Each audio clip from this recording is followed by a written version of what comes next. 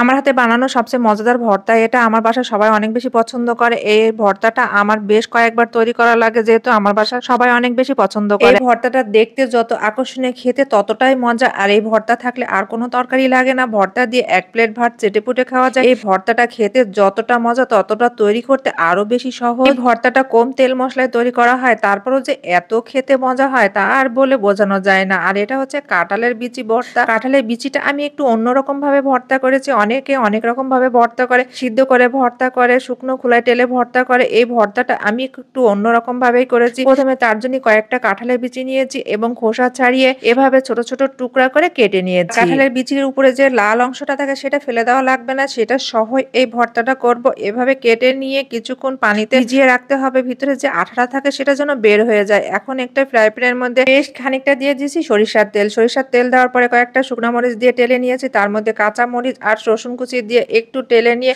আরো দিয়ে দিয়েছি পেঁয়াজ কুচি। পেঁয়াজ কুচি দেওয়ার পরও আবারও একটু সময় নিয়ে টালতে হবে। আর বেশি লালচে করা যাবে না, হালকা করে টেলে নিলেই হবে। যখন এরকম গোল্ডেন ব্রাউন কালার হয়ে আসবে তখন কিন্তু সবকিছু উঠিয়ে নিতে হবে। এই পাতিলেই আবারও আমি যে সরিষার তেলটা এক্সট্রা থাকবে তার মধ্যে কাঁঠালের বিচিটা দিয়ে একটু লো হিটে রেখে এপাশ ওপাশ করে ভেজে নেবো। কাঁঠালের বিচিটা এভাবে ভাজলে কিন্তু এই ভর্তাটা খেতে অনেক বেশি মজা হয়। তেলে টালার কারণে কিন্তু কাঁঠালের বিচিটা সিদ্ধ হয়ে যাবে। এখন একটা শিলপাটার মধ্যে নিয়ে আমি আগে মরিচটা লবণ দিয়ে ভালোভাবে পিষে নেবো। মরিচটা একবারে পেশা হয়ে গেলে তখন আমি কাঁঠালের বিচিটা আবার শিলের মধ্যে দিয়ে পিষে নিতে হবে। আর কাঁঠালের বিচিটা কিন্তু একেবারেই শক্ত নাই, তেলের সাথে কিন্তু কাঁঠালের বিচিটাও ভাজা ভাজা হয়ে গেছে। এখন আমি দিয়ে দিচ্ছি আগে থেকে ভেজে রাখা রসুন আর পেঁয়াজ। দাঁড়ান দাঁড়ান, ভাবছেন ভর্তাটা আমার হয়ে গেছে? না, ভর্তাটা কিন্তু এখনো বাকি আছে। এই ভর্তার স্বাদটাকে আরো দ্বিগুণ করার জন্য আমি আরো কিছু উপকরণ মিশাবো। আর ভর্তাটা এত খেতে মজা হয়।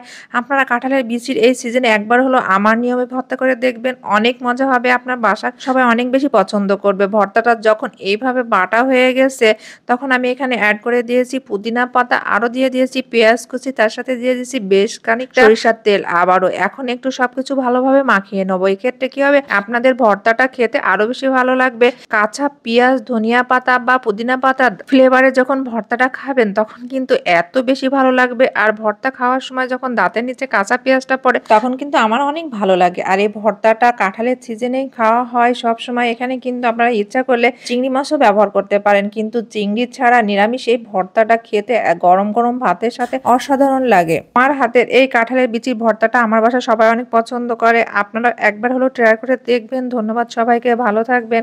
আর আমার সাথে থেকে যারা এতক্ষণ ভর্তা রেসিপিটা দেখেছেন অবশ্যই কাঁঠালের সিজনে ট্রাই করবেন। আর যদি ভালো লেগে থাকে তাহলে অবশ্যই লাইক কমেন্ট শেয়ার করে পাশে থাকবেন। আবারও দেখা হবে নতুন কোনো ভর্তা রেসিপি নিয়ে।